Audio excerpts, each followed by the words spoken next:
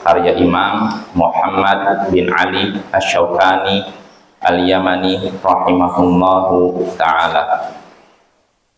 Ya, pada pertemuan sebelumnya kita sudah sampai Kitabul Aiman, kitab tentang sumpah-sumpah. Ya, pada pertemuan sebelumnya kita sudah membahas poin pertama yang disebutkan oleh Imam Asy-Syaukani, yaitu al-halifu innama yakunu bismillahi ta'ala aw sifatin lahu wa yahrumu bi ghairi dzalik. Sumpah itu hanya boleh dengan nama Allah atau sifatnya dan diharamkan selain itu. Sumpah itu hanyalah boleh dengan nama Allah atau sifatnya dan diharamkan dengan selain itu. Selain apa? Nama atau sifat Allah, tak boleh. Nah, ini ya, ini yang sudah kita bahas. Adapun sumpah, kata Imam Syaukani, hanya boleh dengan nama Allah, itu sudah jelas. Ya, prakteknya apa? Ya, dalam hadis-hadis Nabi beliau menyebutkan demikian. Demi Allah, bahkan orang-orang Quraisy yang notabene-nya musyrik, mereka sendiri kadang mengucapkan demi Allah. Walaupun kadang mereka nyata demi Lata, demi Uzza, tapi mereka pun kadang mengucapkan demi Allah. Nah, ini juga bantahan terhadap orang yang mengira orang-orang musyrik Quraisy tidak kenal Allah. Mereka kenal Allah, makanya dianggap musyrik. Musyrik artinya apa? Menyekutukan Allah, beribadah pada Allah dan juga beribadah pada selain Allah. Kalau orang beribadah pada Allah dan selain Allah, berarti kenal Allah tidak? Kenal, tahu Allah, cuma mereka tidak mengagungkan Allah dengan pengagungan yang semestinya. Kalau mereka sudah tahu, oh ini Allah pencipta saya, pemberi rezeki saya, yang menghidupkan matikan saya, harusnya ibadahnya hanya pada Allah kan? Tapi herannya mereka ibadah pada Allah dan juga kepada orang-orang soleh, kepada malaikat, kepada jin. Nah, ini yang anehnya. Jadi sumpah dengan nama Allah ini nggak perlu apa contoh ya, udah banyak contohnya. Kalau dalam hadis tentu nggak terhitung Nabi ketika bersumpah demi Allah. Fadhahir, makanya kata Imam Asy-Syaukani, adapun sumpah dengan nama Allah fadhahir, maka sudah jelas, nggak perlu dikasih contoh karena contohnya sangat banyak ya. Nah, wa amma bi sifatin lahu falihalifihi bi muqallibil qulub. Adapun bersumpah dengan sifat Allah, maka itu berdasarkan sumpah Nabi dengan menyebut muqallibil qulub, yang membolak-balikan hati. Sebagaimana dalam hadis Ibnu Umar dalam Sahih Bukhari dan selainnya, kata Ibnu Umar, kana aktsaru ma kana an-nabiyyu yahlif la wa muqallibal qulub. Sumpah yang banyak disebutkan oleh Nabi yaitu tidak, demi yang membolak-balikan hati. Demi yang membolak-balikan hati. Yang membolak-balikan hati. Siapa maksudnya? Allah. Nah, di sini Nabi bersumpahnya dengan menggunakan sifat Allah. Karena di antara sifat Allah membolak-balikan hati. Apa maksud membolak-balikan hati, Bapak? Apa maksudnya ini? Ya, hati itu nggak bisa begini, kadang lurus, kadang belok kiri. Ya, kita contohnya, kadang kita di suatu waktu sepertinya iman kita gini terus, tapi pada waktu lain ya nggak. Ya, contohnya tadi bulan Ramadan rasanya iman kita apa? Naik terus kan, tapi setelah Ramadan rasanya turun naik. Nah, itu. Nah, ini maksudnya demi yang membolak-balikan hati. Nah, ini sifat Allah. Nabi di sini bersumpah dengan menyebutkan sifat Allah, yaitu membolak-balikan hati. Nah, itu boleh.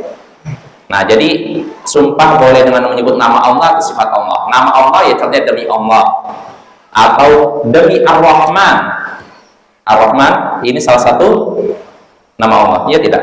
Atau demi Ar-Rahim, demi Al-Aziz, Al-Jabbar misalkan, itu boleh. Atau dengan sifat Allah contohnya tadi, demi yang membolak-balikan hati. Bolak-balikan hati ini sifat Allah. Contoh lainnya, demi kemuliaan Allah. Ini juga salah satu sifat Allah, karena di antara sifat yang Allah miliki apa? Mulia. Makanya iblis ketika diusir oleh Allah dari surga, apa yang dia ucapkan?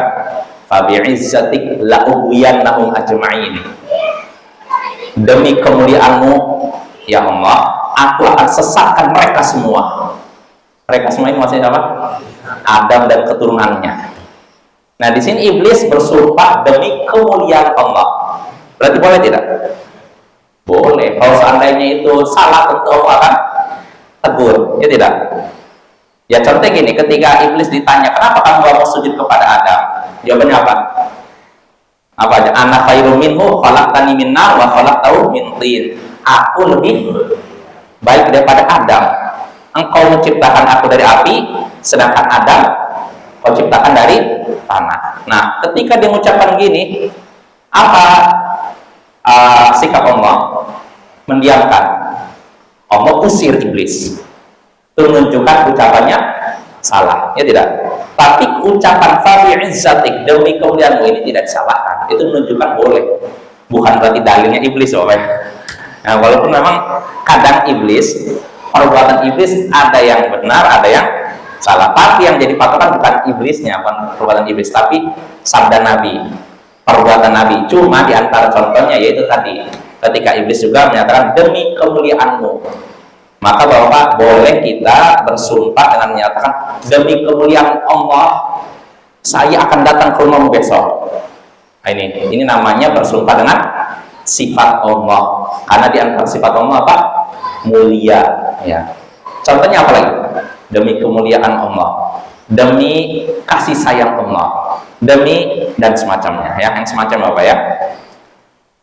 Ya intinya kalau memang itu sifat Allah tidak mengapa. Nah ini contohnya ya, ini kalau tadi iblis mungkin kurang cocok lah. Iblis kok musuh Allah digunakan sebagai dalil.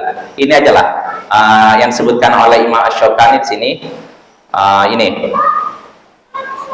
Nah, wahkan Nabi sallallahu alaihi wasallam an Jibril annahu qala wa izzatu la yasma'u bi ahadun illa dakhalaha, ya'nil jannah wa huwa fi sahih aidan. Nah ini contohnya, Nabi sallallahu alaihi wasallam menghayatkan, menceritakan dari Jibril bahwasanya ia berkata, demi kemuliaanmu tidak ada seorang pun yang mendengar tentang surga kecuali dia ingin memasukinya.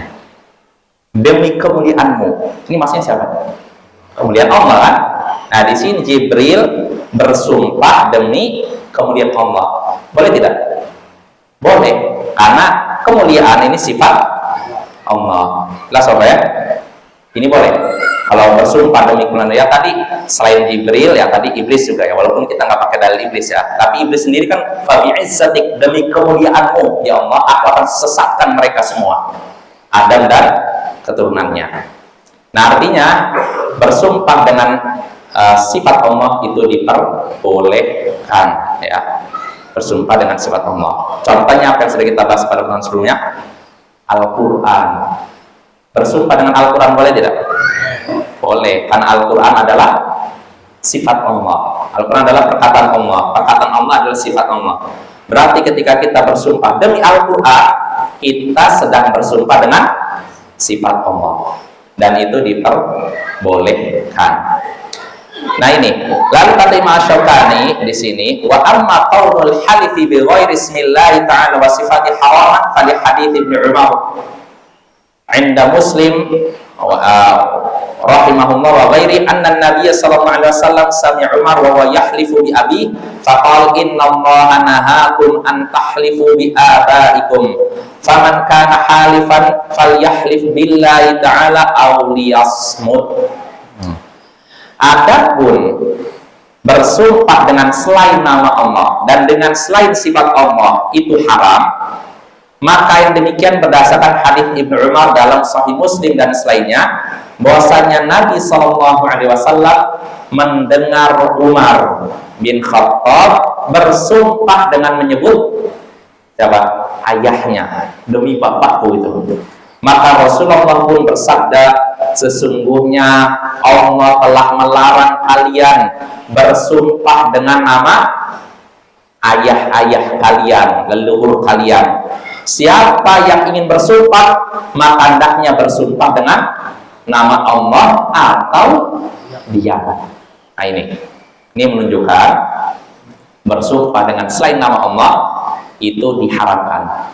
Kalau yang lebih jelas lagi, hadis dari Ibnu Umar juga, Nabi Sallallahu Alaihi Wasallam, Abu Dawud, Tirmidzi dan selainnya, Nabi Sallallahu Alaihi Wasallam bersabda, "Man halafa bi ghairillahi faqad kafar au asyrak." Siapa yang bersumpah dengan selain Allah, maka ia telah kafir atau musyrik. Telah kafir atau musyrik, artinya sudah terjatuh dalam kekafiran dan syirik, kemusyrikan. Nah, kalau suatu perbuatan dilakukan terjatuh dalam kekafiran atau kemusyrikan, berarti itu dosa tidak? Berarti perbuatannya diharamkan tidak? Diharamkan. Ya, makanya bersumpah dengan selain nama Allah, selain dengan sifat Allah, ini hukumnya haram. Ya. Timbul pertanyaan, haram berarti dosa. Dosa kecil apa dosa besar? Dosa besar. Apa sekedar dosa besar atau keluar dari Islam? Kan syirik. Syirik apa nih? Syirik besar atau kecil? Syirik apa Pak? Besar atau kecil? Besar. Sepakat. Besar Pak ya? Nggak ada yang syirik kecil. Ya, ini sudah kita bahas ada dibahas belum dalam kitab tauhid? Ada ya? Bisa syirik kecil, bisa syirik besar. Tergantung niat orang yang ucapan sumpah. Kalau ada orang bersumpah dengan selain nama Allah, dengan nama Rasul, dengan nama ayahnya, dengan nama ibunya, niatnya dalam hatinya dia meyakini bahwa kedudukan selain Allah sama dengan Allah. Misalkan dia bersumpah demi Rasul, dia meyakini kedudukan Rasul sama dengan Allah, maka ini syirik besar, keluar dari Islam. Dan saya menduga kebanyakan orang yang bersumpah tidak ini, niatnya tidak menyamakan Allah dengan selain Allah. Makanya kalau yang pertama, kalau niatnya bersumpah menyamakan selain Allah dengan Allah, ini syirik besar, keluar dari Islam. Tapi kalau seorang bersumpah dengan selain nama Allah, tidak ada niat menyamakan Allah dengan selainnya, cuma memuji selain Allah demi Rasul, dia karena mengagungkan Rasul, tapi nggak ada dalam pikirannya bahwa Rasul sama dengan Allah, setara dengan Allah. Maka kalau dia mengucapkan dengan tujuan demikian, maka ia terjatuh dalam syirik kecil, bukan syirik besar. Tidak keluar dari Islam, tapi tetap saja itu syirik, dosa yang paling besar di antara dosa-dosa besar. Jadi walaupun syirik kecil, bukan berarti kita lakukan, jauhi Bapak ya. Gak usah kita bersumpah dengan selain nama Allah. Gunakanlah sumpah dengan nama Allah. Atau kata Nabi, kalau mau bersumpahlah dengan Allah, dengan nama Allah atau dia. Gak usah bersumpah. Jelas ya? Jadi yang boleh itu bersumpah dengan nama Allah atau sifat Allah. Selain itu nggak boleh. Artinya bersumpah dengan makhluk Allah tidak boleh. Contohnya apa? Bersumpah dengan Rasul atau dengan Ka'bah, boleh tidak? Demi Ka'bah, boleh nggak? Boleh ya. Bersumpah demi Hajar Aswad, nggak boleh. Bersumpah demi Rasul, nggak boleh ya. Demi Rasul, apalagi demi wali. Walinya wali majdzub lagi. Nah itu nggak boleh Bapak ya. Itu haram dan itu syirik. Bisa syirik kecil, bisa syirik besar, tergantung niat orang yang mengucapkannya. Nah itu tentang hukum bersumpah dengan selain nama Allah atau sifat Allah. Lalu berikutnya, pembahasan berikutnya yang disebutkan oleh Imam Asy-Syaukani rahimahullah, man halafa faqala insyaallah faqad istathna wala hinta alaih. Siapa yang bersumpah lalu berkata insyaallah, maka sungguh ia sudah memberikan pengecualian, maka tidak ada dosa kalau melanggarnya. Artinya tidak ada kewajiban membayar kafarat sumpah. Karena yang namanya sumpah kalau dilanggar harus bayar kafaratnya. Jadi sumpah itu bukan masalah yang remeh Bapak ya. Sama, nazar dengan sumpah sama ya. Jadi kalau demi Allah saya nggak akan masuki rumah dia. Misalkan seorang konflik dengan seseorang, A konflik dengan B. Lalu karena udah nggak suka dengan B, demi Allah saya nggak akan masuki rumah kamu selama-lamanya. Dia kan udah sumpah dengan nyebut nama Allah, ini bukan perkara ringan ya. Lalu ternyata dia masuk rumah B. Dia udah terlanjur bersumpah dengan nama Allah, masuk ke rumah B. Berarti dia harus bayar kafarat. Apa ya? Apa? Mirip nazar. Kalau sumpah ya demi Allah, kalau nazar saya bernazar, nah itu sama aja. Kafaratnya sama. Karena dalam hadis kafarat nazar, kafaratul yamin. Kafarat nazar sama dengan kafarat sumpah. Dalam surat Al-Maidah itu disebutkan fakafarat it'amu asyarati masakin min awsati ma tut'imun. Kafarat denda orang yang melanggar sumpah yaitu memberi makan 10 orang miskin dengan makanan yang biasa kita berikan kepada keluarga kita. Ini au kiswatu, atau memberi pakaian kepada 10 orang miskin itu, au tahriru raqabah, atau memerdekakan budak. Faman lam yajid fasiyamu thalathati ayyam. Siapa yang tidak bisa ini semua, kan ada 3 pilihan tadi kan, maka hendaknya dia puasa 3 hari. Jadi yang pertama, jadi ada pilihan ada 3 ini Pak. Pertama, memberi makan 10 orang miskin Pak, dengan makanan yang biasa kita makan, kita berikan kepada keluarga kita. Misalkan kita makan sehari-hari, keluarga kita makannya rendang, maka nanti dikasih ke 10 orang miskin makannya rendang. Jadi jangan sampai dikasih cuma nasi sama tempe aja, padahal kita makannya setiap hari rendang. Nah itu 10 orang miskin ini. Atau kalau kita mau pilih nggak memberi makan tapi memberi pakaian 10 orang miskin ini, 10 orang.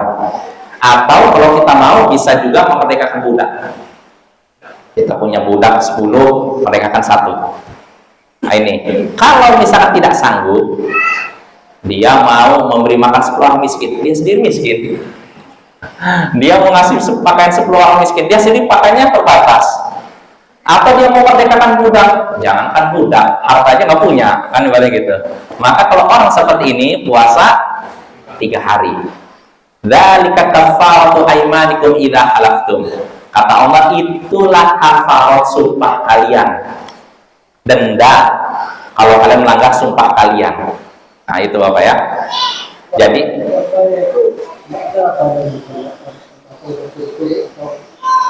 enggak ada keterangan. Tapi kalau yang lebih baik berturut-turut sebagai bentuk hati-hatian. Karena sebagian ulama nyata harus berturut-turut.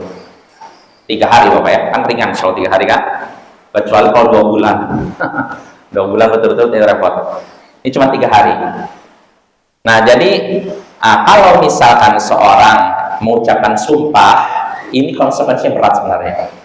Dia tidak boleh melanggar sumpahnya, kecuali kalau sumpahnya ini dalam hal kezaliman, melanggar memutus silaturahim, maka sebaiknya diinikan. Tapi kalau selama sumpahnya tidak menyeret dia pada memutus silaturahim, sebaiknya tunaikan sumpahnya. Tapi kalau sampai memutus silaturahim, sebaiknya batalkan sumpahnya, bayar kafaratnya. Jelas Bapak ya? Jadi memutuskan sumpah nazar itu bukan perkara remeh. Aisyah, istri Nabi, pernah punya konflik sama keponakannya. Keponakannya siapa? Zubair bin Awwam. Jadi Zubair bin Awwam, Abdullah bin Zubair, maaf. Zubair bin Awwam nikah dengan Asma. Asma ini saudaranya Aisyah, saudarinya Aisyah. Abdullah bin Zubair nikah dengan saudarinya Aisyah, Asma, lalu lahirlah anak namanya Abdullah bin Zubair. Jadi suatu hari Abdullah bin Zubair ini mengucapkan perkataan yang mengkritik Aisyah. Jadi seorang keponakan mengkritik bibinya. Jelas Bapak ya? Nah berita ini sampai ke telinga Aisyah. Maka Aisyah pun bersumpah, saya gak akan ngajak dia bicara lagi. Lah akan ngajak dia bicara lagi. Benar-benar diputus hubungan dengan siapa? Abdullah bin Zubair, keponakannya sendiri. Maka pertama Abdullah bin Zubair mandang biasa, tapi setelah setiap ketemu nggak bicara sekali. Abdullah bin Zubair pun merasa apa? Bersalah, itu kan bibinya sendiri. Oh, dia mau kritik bibinya di hadapan orang lain kan? Akhirnya dia pun berusaha untuk bicara, berusaha untuk masuk ke rumah Aisyah, tapi tetap tidak diizinkan. Sampai akhirnya satu hari dia ngambil trik. Dia bersama beberapa rombongan izin masuk, tapi yang minta izin bukan Abdullah bin Zubair, orang lain. Tujuannya apa? Biar bisa masuk. Karena kalau yang bilang Assalamualaikum bibi, ini saya, nah, akan dibukakan pintu. Jelas? Jadi yang minta izin orang lain. Jadi berapa orang ke rumah Aisyah minta izin untuk bertemu. Tentu saja Bapak di balik hijab begini ya, tidak terbuka. Istri Nabi harus begitu. Nah, akhirnya apa? Setelah minta izin, mengucapkan salam, Aisyah mempersilahkan, silakan masuk. Aisyah nggak bertanya siapa yang datang, enggak. Karena kalau ditanya siapa yang datang, disebutkan ini Abdullah bin Zubair. Kira-kira bagaimana? Saya nggak izinkan dia masuk, iya nggak? Nah, tapi Abdullah bin Zubair pakai siasat, pokoknya bilang aja beberapa orang, kami izin bertanya, ingin bertemu. Aisyah akhirnya mengatakan, oh iya masuk. Aisyah nggak tahu kalau di situ ada Abdullah bin Zubair. Nah, akhirnya masuklah rombongan itu ke dalam rumah. Aisyah kan di balik hijab, jadi para sahabat. Nah, setelah mereka masuk, Abdullah bin Zubair pun masuk, langsung masuk ke dalam hijab, langsung memeluk bibinya. Minta tolong, maafkan saya. Sampai akhirnya Aisyah telah desak terus. Beberapa orang yang di sini ingatkan Aisyah, Anda wahai istri Nabi nggak boleh memutus apa? Silaturahim kan? Kalau orang mau bicara sama sahabatnya namanya apa? Nggak boleh, ini begini, diingatkan terus oleh orang di sini sampai akhirnya Aisyah pun menangis. Akhirnya dia pun mau berbicara. Dia berkata sesungguhnya nazar itu berat, sumpah itu berat. Melanggar sumpah bukan perkara remeh Bapak, karena sudah menyebut nama Allah. Makanya jangan bermudah-mudahan bersumpah. Nah, di situ Aisyah menyatakan yang namanya nazar dan sumpah ini berat, nggak bisa dilanggar begitu aja. Cuma karena udah didesak oleh beberapa orang yang ada di situ, akhirnya dia pun mau berbicara dengan keponakannya ini Abdullah bin Zubair. Setelah itu Aisyah pun langsung membayar kafarotnya. Jelas Bapak ya? Nah, ini menunjukkan sumpah itu bukan perkara remeh. Maka jangan bermudah-mudahan dalam bersumpah ya. Apalagi perkara remeh, demi Allah saya nggak akan ketemu orang itu lagi. Besoknya ketemu lagi. Kalau kita bermudah-mudahan bersumpah dengan menyebut nama Allah, lalu makanya seakan-akan kita memandang atau menganggap nama Allah itu murah, ya nggak? Makanya di antara orang yang akan disiksa oleh Allah, tidak akan diajak bicara dan akan mendapatkan siksa pedih dalam hadis, yaitu seorang yang menjadikan Allah sebagai barang dagangannya. La yashtari illa biyamini wa la yabi'u illa biyamini. Dia tidak membeli kecuali dengan menyebut nama Allah dan tidak menjual kecuali dengan menyebut nama Allah. Artinya apa?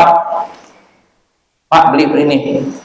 Harganya berapa segini? Demi Allah, uang saya cuma segini, demi Allah. Beli dengan menyebut nama Allah. Sumpah dengan menyebut nama Allah. Jualan pun begitu. Pak, ini Pak, saya segini. Bisa tahu nggak? Enggak bisa. Demi Allah, saya modal segini. Jual beli sering mengobrol nama Allah. Nah, ini orang yang akan mendapatkan siksa. Tidak akan Allah ajak bicara dan dapatkan tidak disucikan oleh Allah dan akan mendapatkan siksa tadi. Artinya kita tidak boleh bermudah-mudahan bersumpah dengan nama Allah kecuali kalau perkara yang benar-benar dibutuhkan.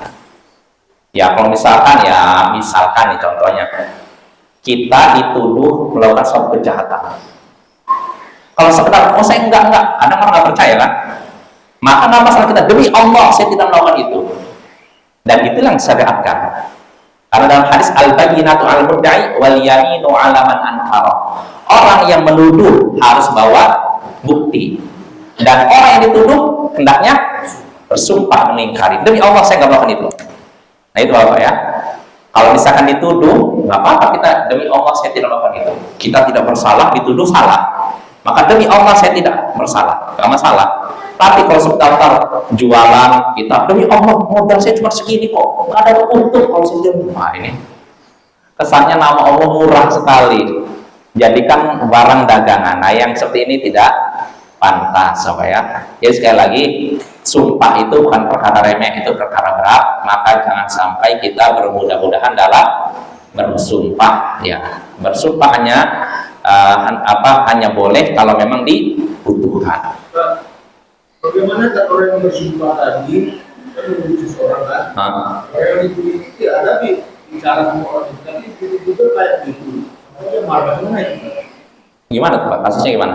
Misalnya aku, orang itu bilang aku mengadu-adu orang itu. Aku bilang ini Allah aku nggak dapat itu. Tapi dia nggak juga percaya dia. Nggak percaya dia, nggak menerima.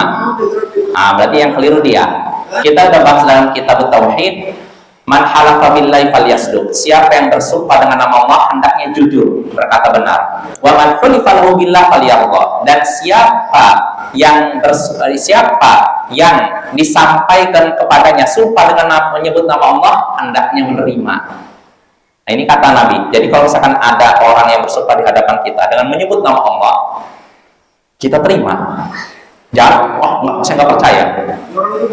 Nah itu nggak boleh. Kecuali Bapak, kalau orang ini memang terkenal hobi dusta. Ya kalau udah terkenal hobi dusta, hobi bohong, nggak apa-apa, kita nggak percaya, nggak terima. Demi Allah, saya nggak begini. Orang terkenal bohong, gimana kita mau percaya? Nah ini boleh. Tapi kalau ada orang yang jujur, misalkan dia sampai mengatakan demi Allah, misalkan saya nggak melakukan ini, maka kita harus terima. Kalau kita tidak menerima sumpahnya, berarti kita tidak mengagungkan Allah. Dan itu ada hubungannya dengan tauhid, Bapak. Bukan masalah fikih aja, ada hubungannya dengan tauhid. Maka jangan remehkan orang yang pertama, jangan kita bermudah-mudahan sumpah dengan menyebut nama Allah. Dan jangan pula kita bermudah-mudahan menolak orang yang bersumpah dengan menyebut nama Allah. Kalau orangnya jujur, kita tahu akhlaknya baik, lalu bersumpah demi Allah saya nggak melakukan itu, kita terima. Jangan sampai kita tolak. Kalau kita tolak berarti dalam hati kita kurang pengagungan terhadap Allah. Nah itu jelas ya. Jadi harus menerima ya. Kalau misalnya ada orang tadi kita dituduh nih, atau kita nuduh seorang lah misalkan, saya punya lihat ini, tapi bukti kita kurang misalkan, kita baru ini aja, baru prasangka arah tertentu. Kamu bukannya ini, lalu dia berkata, demi Allah saya nggak melakukan itu, terima.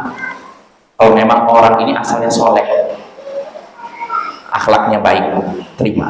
Walaupun bisa jadi, kayaknya saya yakin dia begitu, tapi karena kita sendiri ragu, ya gimana lagi ya Pak? Bahkan pernah dalam satu riwayat Nabi Isa menyaksikan ada orang mencuri depan mata. Lalu kata, bukankah kau mencuri? Ditegur kan? Demi Allah saya nggak mencuri. Maka reaksi Nabi Isa, ya kau tidak mencuri. Nabi Isa terima sumpahnya sebagai bentuk padahal dilihat di depan mata Nabi Isa orang ini mencuri. Kenapa? Nabi Isa mendustakan matanya, menerima sumpahnya. Dalam rangka apa? Mengagungkan Allah. Nah itu apa ya? Jadi jangan bermudah-mudahan bersumpah dengan menyebut nama Allah, dan jangan pula bermudah-mudahan menolak orang yang bersumpah dengan menyebut nama Allah. Kalau memang orangnya jujur, soleh, selama ini orangnya tidak punya masalah, lalu bersumpah dengan nama Allah, terima. Walaupun mungkin menurut pasang kita punya dugaan dia ini sepertinya salah nih. Tapi kalau dia sudah menyebut nama Allah, terima. Jelas apa ya? Itu sebagai bentuk pengagungan kita terhadap Allah. Jelas? Kita lanjut ya. Jadi siapa yang kita kembali lagi perkataan Imam Syukani, siapa yang bersumpah lalu berkata insya Allah, maka dia sudah memberikan pengecualian, tidak mengapa dia melanggarnya. Artinya tidak ada dosa kalau dia melanggarnya. Kalau berkata apa? Insya Allah. Misalnya gini, saya berkata kepada seorang, demi Allah, saya akan datang ke rumah kamu besok, insya Allah. Sebelumnya kan, demi Allah saya akan datang ke rumah kamu besok. Seandainya berhenti sampai sini, demi Allah saya akan datang ke rumahmu besok. Kalau besoknya saya tidak datang ke rumahnya, bagaimana? Harus bayar kafarat kan? Ya tidak. Tapi kalau sudah insya Allah, nah ini keharusan itu sudah hilang. Jelas apa ya? Makanya solusinya gitu. Kalau kita khawatir nanti suatu saat kita bersumpah lalu melanggarnya, lebih baik tambah dengan insya Allah. Jelas ya? Karena kalau tambah insya Allah, suatu saat kita udah mengucapkan, harus wujudkan itu. Gak boleh melanggarnya. Jelas ya? Apa dalilnya? Kalau orang mengucapkan insya Allah berarti dia tidak dosa melanggarnya. Ini berdasarkan hadits Nabi. Di sini kata Imam Syafi'i, wa amma qawlu man halafa faqala insya Allah faqad istathna fali hadithi Abi Hurairah radhiyallahu anhu qala Rasulullah sallallahu alaihi wasallam man halafa faqala insya Allah lam yahnuth. Adapun orang yang bersumpah lalu berkata insya Allah, maka dia sudah memberikan pengecualian, artinya tidak wajib melaksanakan sumpahnya. Itu berdasarkan hadits Abu Hurairah. Ia berkata, Rasulullah SAW bersabda, siapa yang bersumpah lalu berkata insya Allah, maka dia tidak berdosa karena melanggarnya. Dia tidak berdosa karena melanggarnya. Jadi kalau mengucapkan apa? Insya Allah, demi Allah saya akan datang, atau demi Allah saya akan berikan uang ini kepada kamu besok, insya Allah. Lalu besoknya nggak datang bawa uang, gimana? Bayar kafarat nggak? Enggak. Tapi kalau dia tanpa insya Allah, demi Allah saya akan berikan uang ini 1 juta kepada kamu besok, besoknya nggak datang ngasih uang, bagaimana nih? Bayar kafarat. Kalau tidak bayar kafarat, dosa. Dan dosanya bukan dosa ringan, besar Bapak ya. Makanya sekali lagi jangan bermudah-mudahan dalam bersumpah ya. Kalau memang terasa berat yang kita ucapkan, nggak usah sebutkan. Atau kalau mau sertai dengan insya Allah. Ya mungkin habis ya. Ya mungkin sampai sini. Insya Allah pada pertemuan berikutnya kita lanjut masalah sumpah ini Bapak ya. Subhanakallahumma bihamdik asyhadu an la ilaha illa anta astaghfiruka wa atubu ilaik. Assalamualaikum warahmatullahi wabarakatuh.